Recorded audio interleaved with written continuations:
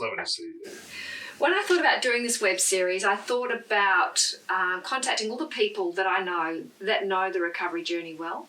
And you've always kind of felt like a brother in arms, like a comrade in arms with me, because you and I have both been in our own personal lived experience models, trudging the road to happy destiny ourselves, but always trying to pay it forward and help other people along the way. And you are somebody that I respect immensely. You know, I've done my personal training sessions with you. And actually, I was thinking of you this morning. I was on my morning walk through, I walked through Toowong Cemetery with those bloody hills like that, which is a beautiful place. But I remember in our training sessions, you always saying to me, look up, you know, just look up at the sky. And I still think of that, look up and just, when that hill's that steep, I just kind of look up and just take all that in and forget how steep the hill is. But I think one thing I always enjoyed about learning from you was you know, we spoke about this a lot in years gone by, and especially for Aussie blokes, you know, that there's not enough focus on the physical realm, the physical outlets in the recovery journey. And I, you know, as a woman in recovery, I just know as long as I'm looking after my physical health as well, it kind of keeps all the engines running. Because if you drop off, it's kind of if you drop off the physical, you lose the signal. You drop off the emotional, you lose the signal. You've got to, it's a whole lifestyle, isn't it, really, recovery?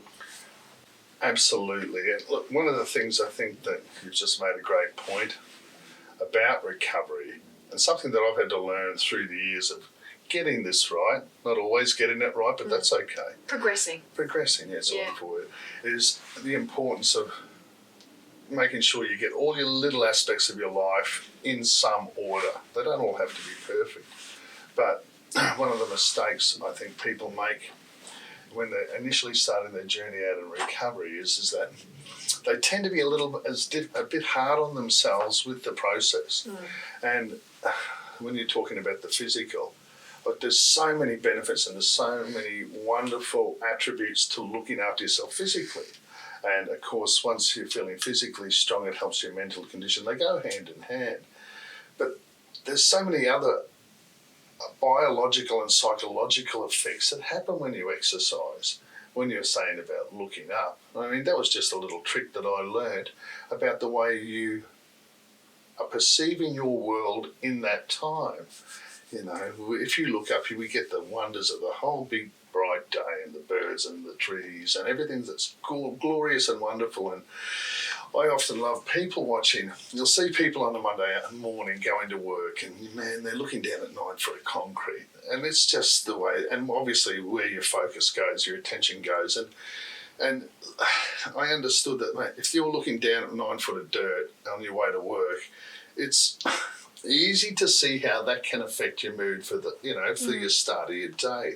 So that's one of the little tips I use as much as I can whenever I'm actively trying to keep on top of my mental health, which is ultimately responsible for how good I feel about myself physically and how much work I want to do physically, and making sure that if I'm going to do something, particularly if it's physical or mental or things like that, just being there in that moment and being present in that moment, and looking up's a wonderful way of doing it, because it makes you realise that you're there in this moment, you've got this beauty above you, and you can focus on that.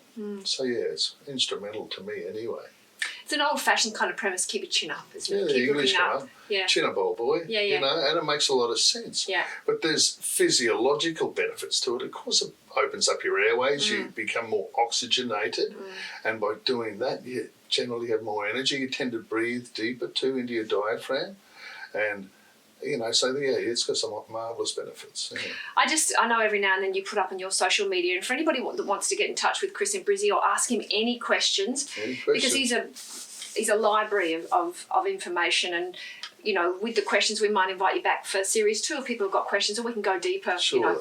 But I think just for our initial interview, you are one of these people that I come across often that work in the hospitality industry. You know, your family's been in hospitality. You're an amazing chef. You're running functions and catering, and it's a pretty demanding lifestyle. And I know when we first met, you know, you were looking at trying to reboot balance. You know, and there will be people watching this that are in the hospitality industry. I think I'd be interested in just your take on, because we look at the before and after. I remember when, you do post, there's a great picture you post, and maybe you'll put it up on social media after this airs, of, you before you started to work on your health and well-being, and then after. It was like a bloody Arnie Schwarzenegger and Homer Simpson. I certainly tried. I never was Homer's the word. I was all like a skinny look. I'm very happy to say it, but I was like a little skinny alcove, and it was it was terrible. But what that did is, when I ever look at that photo again, it reminds me of how far people can come, and it reminds me how far you can sit there, and once you truly want to get this recovery thing. Cynthia, that's a very important point, because I came through your doors in 2009, and I've said this many times, how absolutely fundamentally important it was for me to find myself in your door and to reach out and get help. You're marvellous at what you do, and I certainly, without you, I don't think I'd be where I am today, so I've thanked you many times for that, and I mean that with all my heart, because you... More than anything, I think, because I've been through rehabs, and I've been through the psychologist angles, and I've been to psychiatrists, and I've done everything, and I was trying to figure out what was going on with me, where I would go well for a while and then self-sabotage.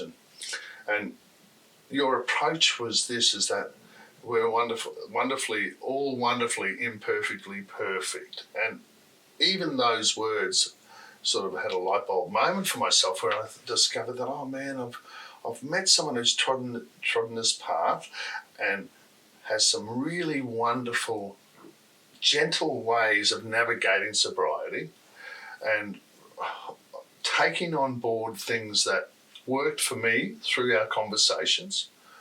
Some things work, some things, go to other ways, and they will help other people. But understanding that primarily, I think we have a obligation, particularly in a country like Australia, to grab any lifeline we can, and that's the most important step. I know, and it may take a few different times and a few different people, or some different events to go to, or it might be the 12-step model or something, whatever it is, but you'll find something that works, and you've just got to keep at it. And you'll know when that happens, because the way you feel after the event. In my instance, when we did a lot of work together, I'd always come out, more often than not, depending on how I was when I came in, more often than not, empowered. And empowered with a sense of humility too, and empowered with a sense of, oh man, this will be okay. So it wasn't frightening. And that really, really was instrumental in me getting a grasp on this recovery.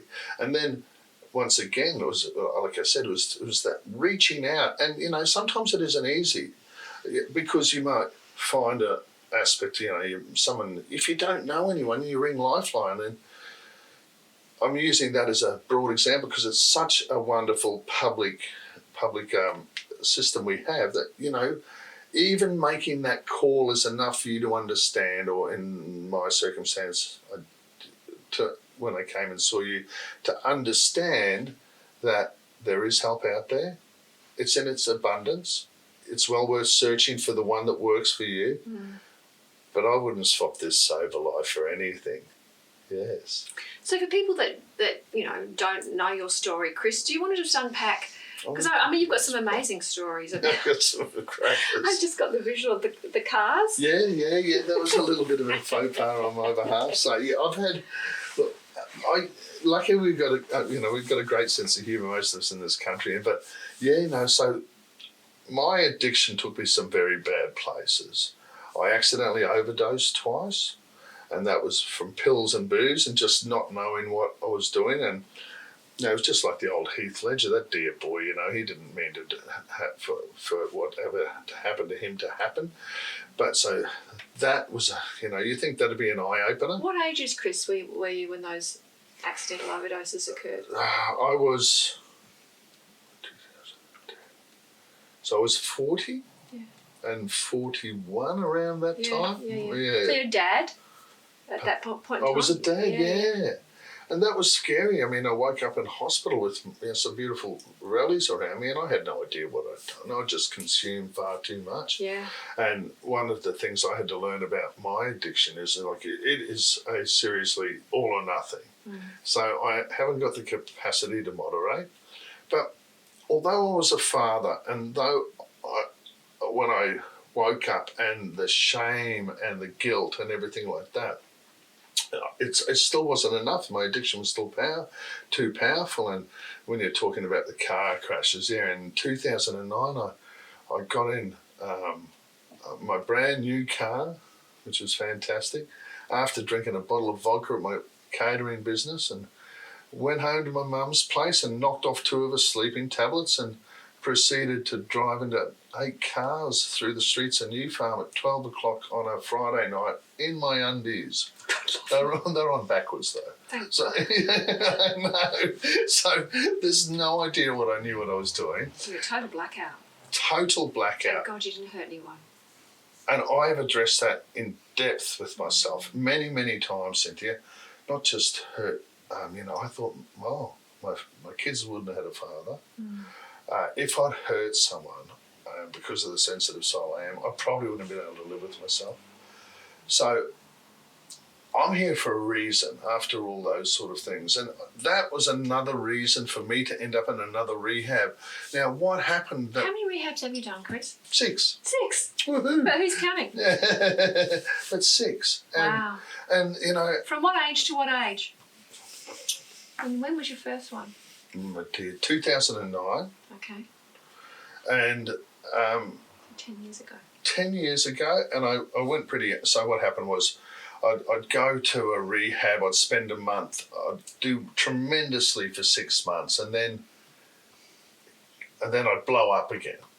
And it usually would be worse than the one before, so that's when the overdoses occurred, and that's when the car crash occurred and things like that. So I found myself back in the rehabs. Now,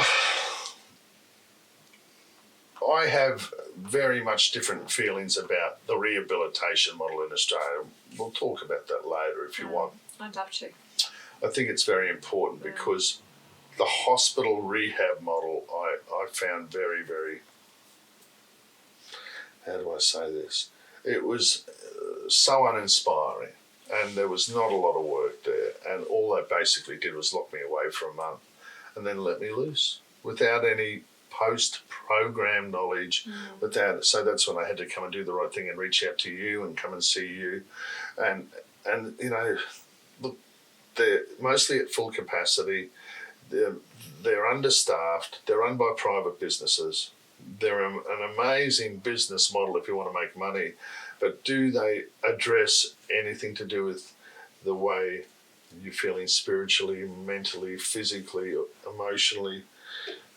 I found it very lacking in those parts. So, but please, I am not in any way suggesting that if you're in a bad spot and you need to go somewhere to sort yourself out for a month, they're a wonderful place to go. And I think that's an important point, because there are many ways to the waterfall. And I remember having a debate with Tony Abbott when he was Health Minister, and we were debating recovery formats, and he was asking me about a certain dynamic, and I said, listen, what you've got to understand is what will work for one addict will kill another. Yeah. There is no one size fits all, and a lot of it depends on where you are, if you've got trauma on board, if you're depressive, there's so many variables. And so I think this is why we're doing this web series. It's not that any one person here is right, wrong, or indifferent. We're just sharing viewpoints, because there are some people that rehab's the best thing they've ever done. Absolutely. And for other people, it's that they've gone further into, or they've just kept relapsing. And again, there are a multitude of reasons.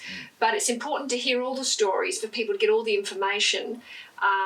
Because, you're right, there are some models that work for people, but it depends on the time that they go in there. If you're going through a divorce or a breakup, or you've got depression, untreated, diagnosed mental health issues, there can be so many variables. And that's a very strong point, what you said about the depression, because in the last 10 years of my drinking, I didn't socially drink much at all. I actually suffered from depression, anxiety, those two evil bedfellows. And sometimes, because they are so draining of your energy, I found it very difficult try and do the physical exercise.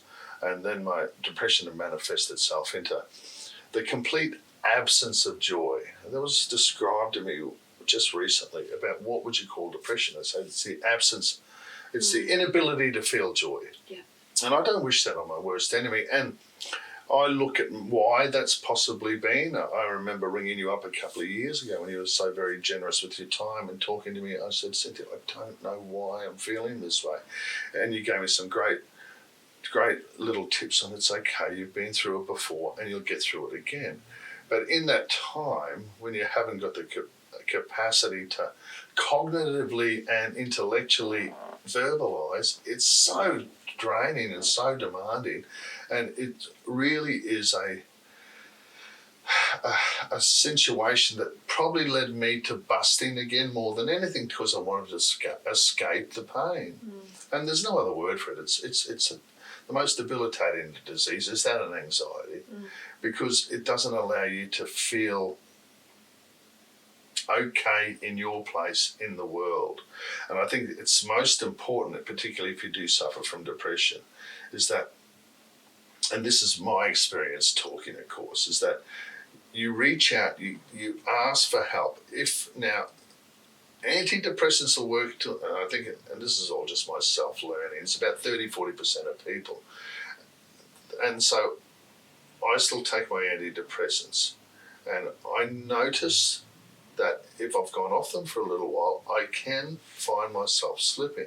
So it's not a healthy thing for me to do. When you say slipping, what do you notice? Is it thoughts? Is it self-care? Do you start to, bullshit and hide a little bit? What happens? All those three. Yeah. All of the above. All those three. Yeah. But the hiding's the big one. Yeah, and hiding's always about shame, isn't it? Yeah. It's also about, hiding's about shame, but it's also about how scary it is for, in my circumstances, to be who I am, hopefully when I'm well, and most of the time, to not even be able to have this conversation. So if I was depressed now, I wouldn't be able to put my words together. I wouldn't be able to feel as comfortable as I do now talking about it. I would just want out of here. And then I'd go to wherever I wanted to be, which would be the next place I wanted to escape from. So it's a very, very, very debilitating disease, depression. And that's what, excuse me, when I look retrospectively on my life, that's what has probably led more than anything to my abuse. And of course, I'm a hedonistic little bugger, so the more... Beautiful food, beautiful wine, beautiful women. Yeah, beautiful. Yeah. So I love all that sort of thing. But, everyone, you can, if you can do that in moderation, God bless you. It's just, I'm not made up that way. Is it the Italian blood, do you think? It could be. Yeah, it could be. You always there's something about you, whenever I talk to you, you kind of remind me of, the Rat Pack, the Dino Martinos, and the Frankie Sinatras. Oh, they had a great time. Didn't they? They had a great time, and look, we all look at that as wouldn't that be fun? But at the end of their life, none of them ended up too healthy. That's another thing to consider, and I think it's an important thing to consider, because I'd be the first person to say, look, I'd love to go have a big lunch and have a laugh with my mates, and then, do what normal people do, is go home, but I wouldn't. Who the hell are these normal people, by the way? I don't think they exist. But I'd end up in a 5-day bender somewhere, and that's been my modus operandi. And it's interesting, Cynthia, because when you explain to me how alcohol affects me differently than other people, so the craving sort of thing. Now, last year I had a bust, and I'm open about it, and I woke up the next morning and I was still a bit pissed. And was that event we were at together? That was the one. Yeah. Do you know what? I felt you slipping away. We were at an event together, sitting at a table. Yeah. And lucky I had my beautiful girl with me. Oh, gosh. She is an angel, that woman. You can see her wings. I know. She's so delightful. Yeah. And lucky that I have the inclination to listen to my beautiful woman too. Yeah. That's a new thing too. Listening to women. Listening to Belle, who was so concerned about me, she said, "Come on, it's time to go home." Now, I was pissed. There's no way in the world I would have done that previously, but for some reason, I think that because it was her and she's about to be my wife in November, that it was quite a wonderful thing that I dragged myself home, because it meant firstly that I had probably more respect for this lady than I do for my addiction. So that was a big thing. Well, love's a big magnet, isn't it? Absolutely. And then, as I was saying, but I wake up the next morning and I had a little bit of, I wouldn't mind going again. Now, thank goodness I didn't. I think Balway hid the car keys and did the right thing and fed me up and said, "Go back to sleep." But after that alcohol was out of my system, I had enough money in the sobriety bank to go, "Hang on, man, you just got to be careful about what just went on." And so that only happens through the 15 years of me being active in recovery. It's very simple and easy to see how you can fall so quickly. And someone else said to me, like, this keeping healthy is hard work. You know, it's hard. And I remember you telling me once, the easiest thing in the world is to crack the top off a bottle. It only takes about a second. So, I think that you need to reach out and you need to do the hard yards. And you need to surround yourself with people who are cool on this journey. You know, every aspect in life, there's different people who are either great at what they do, there's some fanatics, there's some that aren't so good at what they do. But if you find your tribe and you garner strength from that, then that's the one you should be sticking with. So, yeah. I am a big advocate of recovery processes that have no element of shame in them, because what I do notice is, you know, there are some people that are all about interventions and tough love, and I respect that that's a model. Yes. It's certainly not a model I can subscribe to, and I do notice that one of the drivers for addiction, apart from the physical craving, and you and I are at that top end, there is no discussion for you and I, we are alcoholic drug addicts. Yeah. For some people, they emotionally medicate, they're dangerous drinkers, but we are up at that pointy end. And it's a non-negotiable, it's a biochemical predisposition. You know, you can have a discussion about nature or nurture. At the end of the day, we know that about ourselves. But I think the opposite of addiction is connection. And I think having people around, the people that had impact on me in my recovery were the ones that didn't shame me, the ones that actually, when I was so ashamed, cranked up the love. Now, they didn't enable me. No. Loving doesn't mean enabling. No. It doesn't mean pretending or being in denial. It's not codependency. Yes. It's all about being calm, being assertive, but the big thing is not being disrespectful. And I think one of the beautiful things I noticed that night, you know, when I, you know, and that was a big festival night. It was pretty full on and wonderful. And I remember her saying to me and talking to me, and all I could feel coming off this woman was she was in it thick and thin. She loved you, you know, and there wasn't, whilst there was absolute concern, the driver was, I just need to keep my man safe. I just need to help, you know. And as you said, she woke up the next morning, the car keys were gone, the food was there, and you got connection back because you woke up to love. And I know it's not that black and white, and I know there will be people watching this, kind of going, that's not the way to go. But what I've observed is when I've been at my worst and my most fearful, the people that have been loved, it's a magnet. It makes you want to come back to the human race rather than go, fuck this, I'm off. Yeah. And another thing I've always respected and admired about you, Chris, is, you're a man that, I always say to clients when they work with me, you've always had a strong work ethic. You've grown up in a family with a strong work ethic.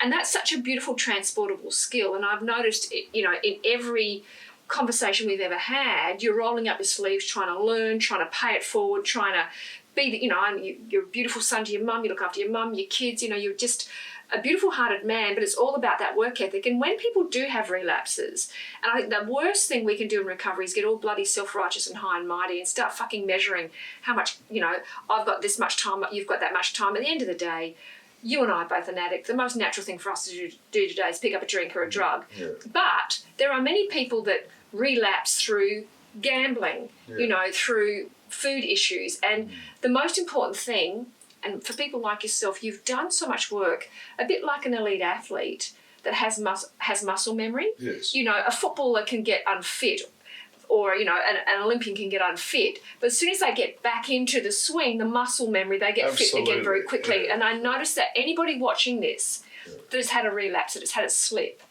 it's a part of the journey. Yeah, absolutely. And I think the most important thing to do is to go gently. Cynthia, that's such a wonderful mantra to have, because we're already, I know, we've got some shame if we've busted, and we're already feeling like we've let people down, and everyone knows it too. There's no point in sitting there and beating yourself up. As a matter of fact, you have to really take yourself away. And if I had any advice to anyone who's busted and wants to get back healthy, I'd go, first thing I need you to do is look after yourself. Load yourself up with lots of lemon water. Load yourself up with some healthy food. We can just do little simple things. And if that's all you can do for the day, so be it. And then just go watch something funny. Take the heat off yourself. Because once you start to feel better about the fact that you're human and we all make mistakes, and then you can sit there and look at it for what it is. All it is a little speed bump in the road. And you're so correct. I mean, I'm very fortunate that I do have all that recovery muscle in the bank. In saying that, though, I have to also be wary of the slippery slope that it can lead to. Now, I believe your recovery changes throughout your life too. So, for example, the fear of me drinking was a big driver to keep going. Then I became empowered about this sobriety and this clarity that was opening up for me. So I'd never really spent a lot of the time just looking around and saying, wow, what's going on in this very moment in my life that allows me to appreciate? And, so I started to figure out how to appreciate the moment more. Then I discovered that exercise was so fundamental for me, and of course, being an addict, I go hard at it, and I go really, and I push myself. Now, that was a few years ago. I'm discovering, as I'm 50, I've turned 50 last year, and I'm discovering that I can't quite go as hard as I used to. And that's okay. So I've had to adapt my thinking and processing about all these things to understand that this journey is one that's pliable, and it needs to be. And unless you are in a really bad place where you know that you're stuffed and you need to reach out and get someone to come who loves you to wrap you up in cotton wool and keep you safe for a week or two, that it's okay to have a little bust. But you must go address it by being with the people that you love, and the people that you love will understand that the best way to handle a situation like that is to go gently with you, gently guide you through it again. And I think that if there's other people who are watching this that are suffering with relatives or friends that are addicted, that it's a very valid point to make. Tough love's okay. Tough love's not the greatest way of doing this. I think unconditional supportive love, like you said, that doesn't enable people. I think, you have to be firm, but you don't want to disrespect. No, you don't want to add to the shame. You don't want to call someone like an idiot because they busted, because they already know that about themselves. So they're already feeling that way already. Sometimes you can sit there and, like my beautiful lady said, it's okay, darling, we'll be back on track. And even those simple words were enough to sit there and guide the little clouded brain which wasn't, because it was still, it's still a little bit affected, saying, hang on, oh, that's right, that makes sense. I've had this happen to me before, and I know the emotions attached to it, and just, okay. And this too shall pass is such a wonderful saying. With the depression, that's something that I've thought about a lot, because I've been going along quite swimmingly sometimes, and I just get whacked by the black dog. Now, there's genetics because of that. There's situational depression, but I look at those and I've looked at my periods of depression, and some of them been really debilitating. Months in bed, and that is the one that has led me more than to anything to busting. Now, I still haven't worked out the magic key for that. All I would suggest that if I feel myself slipping again and things like that, movement is paramount. So staying still, your body does things that it shouldn't be doing. So it goes into a state of atrophy. You feel yourself not wanting to do the easy things because they seem so monumentous. But a little walk around the block with your puppy dog, if you've got one, is so wonderful. Little things like that. And gradually I found myself going, oh man, I can just get through this for today, and then taking it easy on myself. And then it lifts. And when it lifts, it's such a wonderful relief. And then because you're feeling good, in my situation anyway, most times, nearly all times when I'm feeling great, the last thing I'd want to do is stuff that up by going on a bender or something like that. Not saying it hasn't happened, but that's just another thing that I've learned through the progression of this sobriety journey.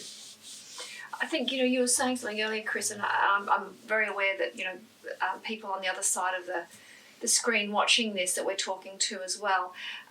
There are people, unfortunately, that don't have someone that loves them there. And if, in that case, and I certainly, in my early recovery, I became a single woman, and many of the people that I had previously surrounded myself with had kind of moved on, and there wasn't that. And this is where, at that point in time, the reaching out, if you haven't got an immediate person there and you're going through a stage where you're not in a relationship, places like Lifeline, I rang a therapist, I got to a therapist. 12-step model's not for everybody, but it is a free model that's around, and it's that beautiful Buddhist saying, we are all alone together. Yes, and Cynthia, sorry to interrupt you there. So, and what you've said there about the 12-step model, it's paramount that people understand this, that it is a free model. All they have to do is Google where their meetings are at. You'll be welcomed there by people. There's something wonderful about those meetings, and I've changed my tune on them slightly. I don't go to the meetings per se, but I'll be the first one to say to people, hey, are you going to go to a meeting today? And what it does is it gets you out of your own headspace. And like you said, we're all wonderfully, we're all alone together. All alone together. In this journey, in your internal journey, And there's wonderful humility in those rooms to see people wanting to get better. Now, they may float your boat, they mightn't, but if there's nowhere else for you to go to on that particular day, get yourself to a meeting. And I always say to clients, there are angels and dickheads everywhere. Sometimes you need a shining example, sometimes you need a bloody good warning. But in the absence of that, and I know when I travel, the reason we're doing this web series is because sometimes if I'm in a foreign country, there's not an English speaking meeting. I have gone to meetings where there are not English speaking, which are wonderful. But I think the beautiful part about the web is that a meeting of hearts can happen with you and your jammies and a candle with someone. I mean, Russell Brand is doing some brilliant stuff on YouTube at the moment. Brené Brown is doing some beautiful stuff. Marianne Williamson is doing some, Oprah's doing some. There is, and we need connection. And I remember the very first time I did television in Australia back in 2000, And I was so nervous. I'd never done television. There was no social media back in those days. My first book had come out. And I was privileged to be with some women that are icons, like the Ida Buttrose and the Lisa Wilkinsons and Jeannie Littles and Carlotta, and it was just an amazing thing. But I remember Ida said to me, because I was so nervous, I'd never spoken to camera before, and she said, Cynthia, you just want them to connect with you, so just pretend you've got a photo of your two little boys on that camera monitor, and you talk from the heart as if you're talking to your sons, and they will feel you. And I remember actually doing that. And often if I'm nervous before a keynote, I'll just superimpose my children's faces over someone in the audience, and then I can articulate, I can get a heart connection. And I think about doing a meeting, for some people, they don't want to, they are agoraphobic, they don't want to get dressed, they don't want to, if they've got trauma, they've got post-traumatic stress, they don't want to leave the house. That's right. But you can do a meeting, and, my house is full of books because these are my mentors. Yes. You light a candle and read a book, and read, whether it's bloody Wordsworth or George Bernard Shaw or bloody, whatever. There are some amazing people that you can feel them. Another way to do a meeting is through music. Absolutely, and thanks. I was just about to say that. Yep. Music is so wonderfully important. Music has this ability to transcend, and it's an amazing thing. And I think if you ever see people in a concert who are really into a concert, it's probably one of the only times just I would use a number of 10,000 people, and they're all going to the beat of the music, and they're all one, and they're all there, and it transcends the differences in humanity. And I think it's just marvellous. You actually were the one, Cynthia, and thank you once again for talking to me about the importance of music. And, I'll often go home at work, put some music on, and you lose yourself in it. And once you lose yourself in your music, I love cooking, I just love it. And one of the best ways that I can wind down from a day is put on some music and cook a nice meal. It's fundamental because, like I said, it's got that ability where you get out of yourself and you get into something else. And addiction, depression, and anxiety, and I got to be careful the way I use this, but they're bloody selfish conditions. I'm not saying that I, as a sufferer of them, am a selfish person, but they're all encompassing. And unless you can figure out a way to break out of that, then spread yourself properly to what's important in a positive aspect, then they can be very, very difficult. So the idea of, like you said, just having a meeting with someone, I mean, one of the good things about if you go to the 12-step meetings, you'll always get some lovely people who say, if you've got a problem, you can call me. Now, they might be the right person. It might take you 6 or 7 to find the right person, but generally speaking, you'll find someone who floats your boat. And generally speaking, you'll be able to sit there and go, oh, man. And those people make themselves available for you. Not only does it help you, but, of course, as you and I both know, the secret to this recovery model is helping others. And when you can do it with the certainty and the joy of understanding that the person that you've got there has all the capability in the world to be okay. I'm not going to say it's going to be. It's a marvellous thing because you can project that through to them as well. The successes I've had with helping people, and there's been successes and unfortunately there's been some terrible losses too. But the successes I've had with people is because they've looked at me as I did when I first came to see you and thought, oh man, this person gets it. This person understands how I'm feeling. And the old problem shared, isn't it? A problem halved is a problem shared or something like that. But even that gives great solace to people because they can understand that, oh man, this person can do it. Why can't I? And yeah, so that's a very important aspect too. And the more you become okay and responsible and with this conviction that you can do this thing and you do the work, because it takes a lot of work, the more you can offer other people. And that's one of the greatest gifts you can give to the other person, but also to yourself. I understand implicitly when someone says, thanks a lot, mate, you've really helped me. Oh man, it's so rewarding. It makes you figure out why you're here. It's a natural high. It's such a cool high. And, our dopamine receptors, which serve us in a wonderful way or can serve us in a negative way. But, we get a wonderful hit out of that. And dopamine's responsible for your serotonin. It helps with the serotonin production. Serotonin's responsible for your ability to feel joy. So they all go hand in hand. And there's nothing quite as rewarding when, I know this would have happened to you many times, and I've been fortunate for me to happen to me a few times. You get a little text message in the middle of the day saying, hey, thanks a lot, I just want to let you know that what you're doing has really helped me. Because it in turn helps you. And I think by being selfless in this recovery model, you get selfish results in that roundabout way. One of the greatest things that happened to me, talking about my kiddies, is that, I wish, Cynthia, I don't have any regrets about this, but, I had children, I took myself to rehab, right, this is it, no worries. Well, they're young men now, aren't they? They're 21 and 18. Bloody hell. Yeah, that goes when they were puppies. Yeah.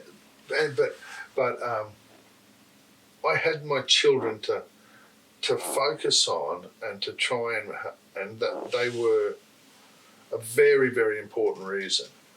But was it the big reason? I have to be honest and say, look, it wasn't, because the addiction was driving it. So I go, I need to be good for 6 months, and then I get hit by depression or anxiety, because they were always the precursors, really, most 99% of the time. Then I just go, get back on it. Once you're on it, it's in charge, not me. And so, but when I finally got some really good runs up on the board, and I'm not a counter, by the way. I don't go one day or two. I just don't. I just know I'm good and happy and sober and together today.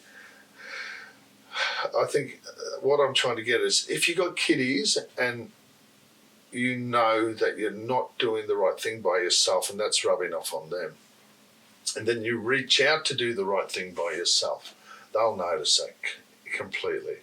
They mightn't say anything, and it might take a little bit of time. But my son, when he was 16 for Father's Day, he wrote me this wonderful note that he put on Messenger. And man, I've still got it to this day, and every time I feel,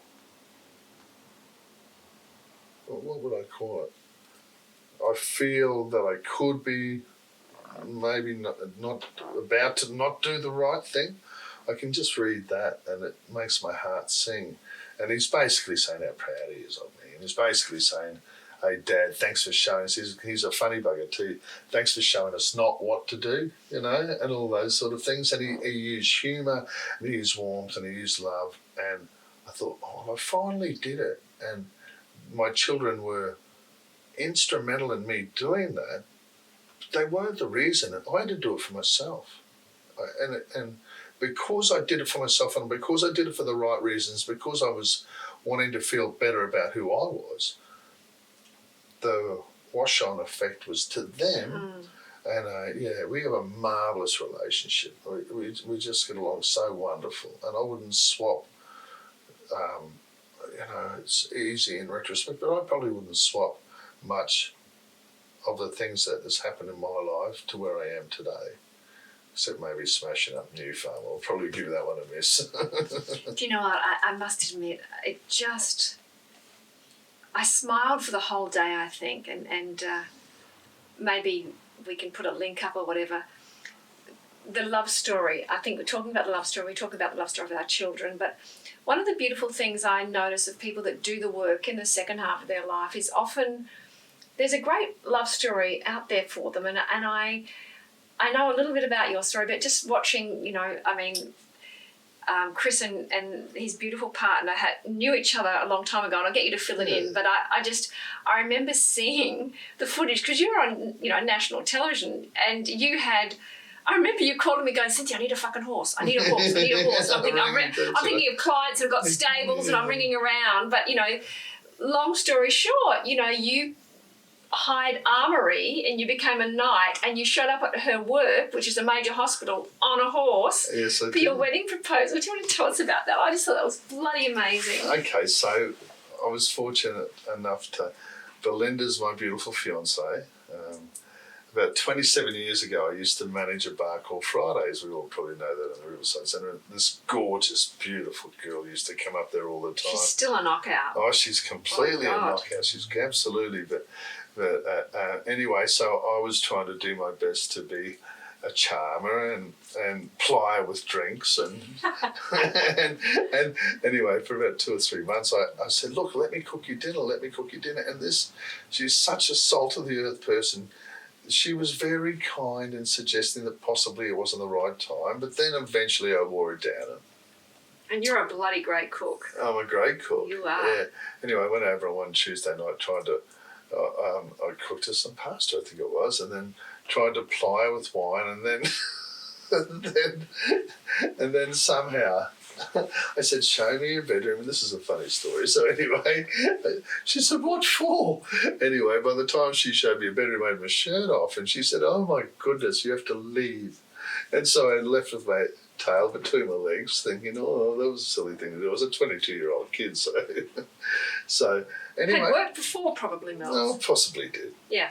And then, so 25 years later, I get a friend request from this lovely lady on one of my Facebook posts. Excuse me, I got a like from it, and as you know what you do, I send her a friend request, and I did the necessary stalking to make sure that this person was on board. And anyway, we had a little bit of banter back and forth about other issues that that Belinda was asking me some questions about. Because you're working in the health and wellbeing sector, the recovery sector. Yeah, that's right. So Belle was asking for some advice about a friend about something, and I said, look, let's just meet up and we'll have a chat. Now, unfortunately, that didn't happen. Life got busy, and then it was on a Saturday, maybe a month after that. It was a rainy Saturday, and I felt like a coffee with someone. I'd had a little afternoon siesta, and I thought, I wonder what that lady's up to. I knew she lives in New Farm, and so we're at the New Farm Deli, and this gorgeous lady's walked up to me, and everything, I'm recognising everything, but nothing's making sense, if that does make sense. So she said, hi, how are you? And I went, hi. And I sat down, and then I just remembered who she was, and we laughed our head off, and we kicked it off from there. And we've been pretty well inseparable since. Now, Belle had always wanted to be married, as most ladies do, and I understand that emphatically. I'd already had a marriage. I didn't want to get married again for whatever reason. But what happened was that I found this lady so delightful, my soulmate, etc. And I said, yeah, I'll give this marriage another go. I think I've just found the person who's most suited me in this whole wide world.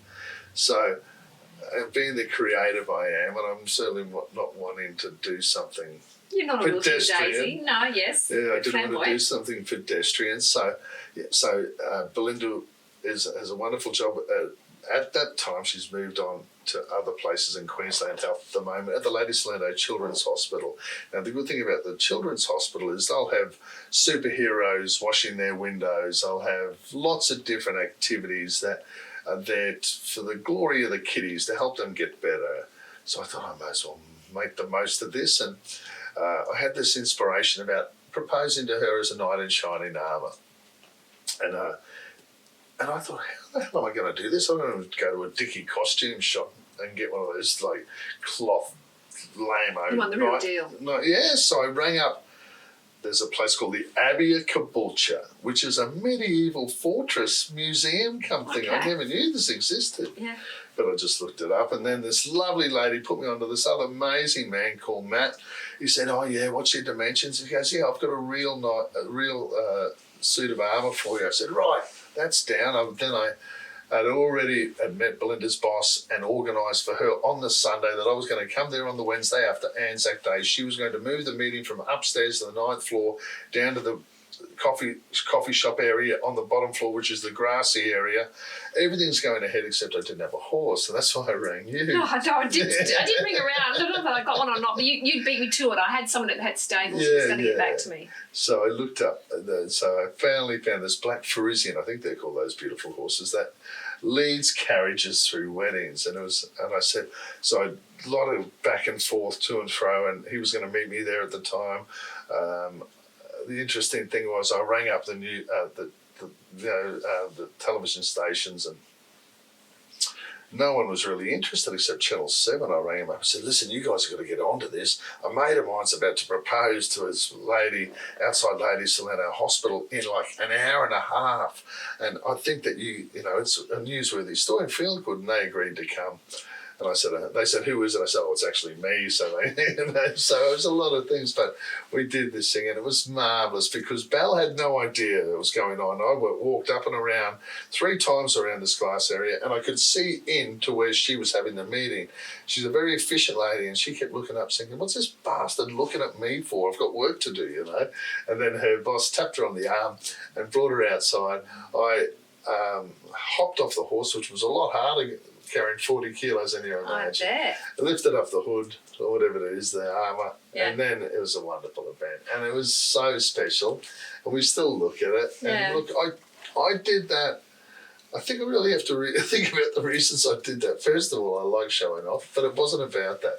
It was about really wanting to publicly express my undying love for this sweet and giving lady. her the romance that she'd been waiting for. Yes. Beautiful. And Cynthia, and another beautiful thing that's happened because of this, when you mentioned about Belle being there for me on that particular event we were referring to. So I had a fall last year, and that was one of the reasons that I busted that time. I got depressed again. And What, fall? You physically fell over? no, excuse me, as in a fall. Oh. As a Relapse. yeah. No, more like a depression. Oh, okay. Another bout of depression. And she was unbelievably amazing. There was the last thing you can say to anyone who's depressed is pick up your socks, come on, mate, do the right thing. She just showered me with love, and that got me through it. So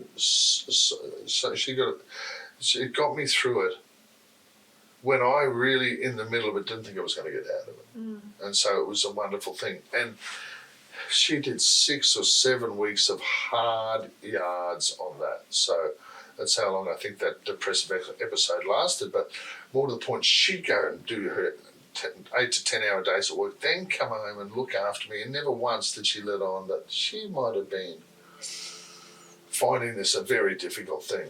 And then, of course, we've chatted about this immensely, and it actually made our relationship so much stronger because I realised that this lady was in there for hell or high for better and for water. worse. Yeah. And so that's really brought us together too. Yeah. And hopefully then when I'm in a great and strong position, I'm in the position to help Belle. Yeah. And it's worked that way. Yeah, And beautiful. it is beautiful because where we're going into our marriage, warts and all, we've seen it all. Yeah. So she's seen the good and the bad of who I am. And when I say the bad, the flaws, Yeah. I'll call it for what they are. Absolutely. And I in turn have witnessed this beautiful lady with all her trials and tribulations, which aren't many, but she works very, very hard. Yeah. And she has a big family. Everyone's busy in life. Yeah. And no one has an easy ride in this gig.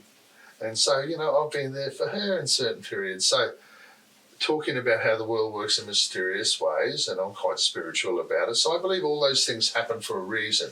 They happen to get us to the situation where we're really, really strong as a couple.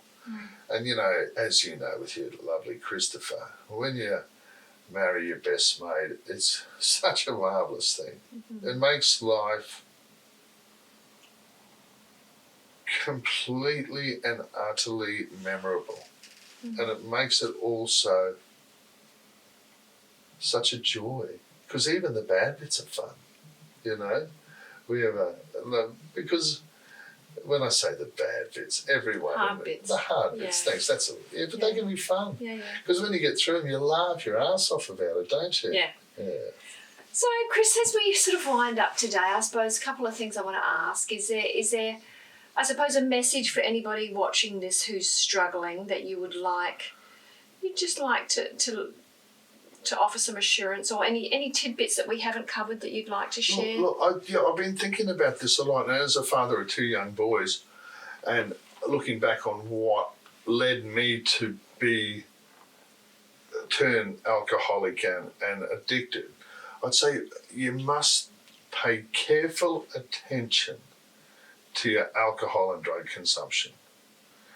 I think people already know intrinsically themselves if they're pushing it too hard. We all do, because we know our own truth. So if you're finding yourself in a situation where you know you're not doing the right thing by yourself, particularly with booze and particularly with drugs, because those things will drop you to your knees. Yeah. They will drop you to your knees and they'll rip your life apart. Then you have to sit there and honour yourself enough to go, hang on, man, I need to pull up on this. And you can do that. You can do that if you're in a situation where you can understand that this can spiral out of control, or if you find that it's gone a little bit further than it should have, then you need to reach out and get help. Because there's no shame in it, Cynthia. As a matter of fact, there's an immense power in it. When I first got sober and a couple of years up or something like that, I was just on fire. I was buzzed because there was all of these things in my life that I'd missed out on. Even the ability to have such a marvellous conversation with a dear friend like this, which isn't superficial. It's not just shooting the breeze. There's something marvellously important about deep conversation. Yeah. There's something marvellously, rewarding about them as well. So I'd certainly say, yeah, please be careful and monitor your drug and alcohol intake. The second thing I think you need to do is to obviously make sure that you treat your body the way you would as if you were looking after someone else. Now, that is a great way of looking at things, because if you've got kiddies or a brother or a sister or a mum or a dad, you wouldn't hammer them. You wouldn't let them hammer themselves. You wouldn't like to see them hammer themselves the way we've done. So you've got to look after your body, and nutrition's so important. And we all have a great idea these days of what good food is. So also I'd suggest for people who are possibly suffering from anxiety and depression, that they've got to eat brekkie. It's a simple technique, but a high-fat breakfast, no carbohydrate. So give them an example, because a lot of people might not know what you mean. Okay, so, carbohydrates, so... High-fat breakfast. Yeah, high-fat, high-protein brekkie. So avocado, eggs, a little bit of salmon. Okay. Something like that. But no bread. No bread, because what happens is that... So they're your carbs. No, they're your high fats. Yeah, your breads. Yeah, your breads are your carbohydrates. Okay. And so white bread's just delicious, but it's no good for you. Okay. Enjoy it on a Sunday on a hot chicken roll. That's the way I like my white bread. But if you want to eat something, a little bit of grainy bread, but don't be scared, bacon's okay, if you're a vegetarian, have some mushrooms, have everything you want, but you want to be able to have a good breakfast that stabilises your blood sugars. Because then if you get hit by cortisol, which is our stress hormone, which is a circumstance of anxiety, then you can get into a hypoglycemic state. And I'm not a medic, I just learn all this sort of stuff, and that will drag you down for the day, and your body can't reset itself until it's had its full sleep cycle. So that's a very important thing. I'd suggest you try and get up at the same time every day. I'd suggest you try and set yourself a little schedule. And also with the schedule, don't be a tyrant on yourself. This is the thing that I've discovered. I mean, there's some real wonderful go-getters, they'll write lists and get them all ticked off. I ain't made up that way. Sometimes when I've been... You need a bit of flexibility. Oh, it's got to be pliable, because you can't always do something. But if you set yourself a schedule and you write it down, because the power of the written word is, as you know, is fundamentally important, because you can visualise where you're going, and it gives you focus when your brain mightn't be that focused at the time. You can, and it might be something like this. Take the clothes to the dry cleaners. Now, that might seem like a simple thing, but for someone who's depressed or anxious, that could be a monumental task. Yeah, just ticking that off your to-do list. Yeah, a little bit each every day. Yeah, and then progress. pat yourself on the back. So those things, and last thing I think the most important thing to do is to foster the relationships that mean the most to you with your friends and family. There's a marvellous Harvard study. It's the longest study in the human condition. It's still going on to this very day. 4 professors have had to take over from it because they've all died off, and I think it was, let's call it 80 years, and people can look it up, and they basically got 1,000 men, and they're all men, 500 of them, and the numbers may be a little right or wrong, but it's the message is right, 500 of them were Harvard grads. 500 of them came from the tough part of Irish Boston. And every year they'd send these men a form and do a full medical on them. And there was a whole aspect. Poor people became CEOs. Wealthy people lost everything. People turned alcoholic. People with this, got diseases, etc. So the whole gambit of the human condition. They discovered the one thing that was more important to add meaning and purpose to people's lives was the relationships they have with the people that they love. So foster those. Yeah. Never take them for granted. I mean, even sitting here with you, my dear friend, who I haven't seen for quite a while, this is a glorious thing. It's filled my heart up. I'll drive away from here with a big smile on my face, and I'll also feel like I've hopefully in some small way that someone sees this and help, and I'll get some help from it. Yeah. So I like those things. Thank you for your time to come and help me just pay it forward and put it out there. And I like you as I get older, the beautiful thing on the internet is we can do these kinds of things and then just put it out there and then have our nana naps and put our feet up on the weekend and that sort of thing. So all the best with your wedding this year, but we'll be in touch. It's and great. Thank you so much for your time, Chris. Oh, it's my absolute pleasure, and thank you for everything you're doing for everyone, and thanks so much for helping me so wonderfully all those years ago. My pleasure. Thank you for watching, everybody, and we'll see you soon. Bye. Peace out.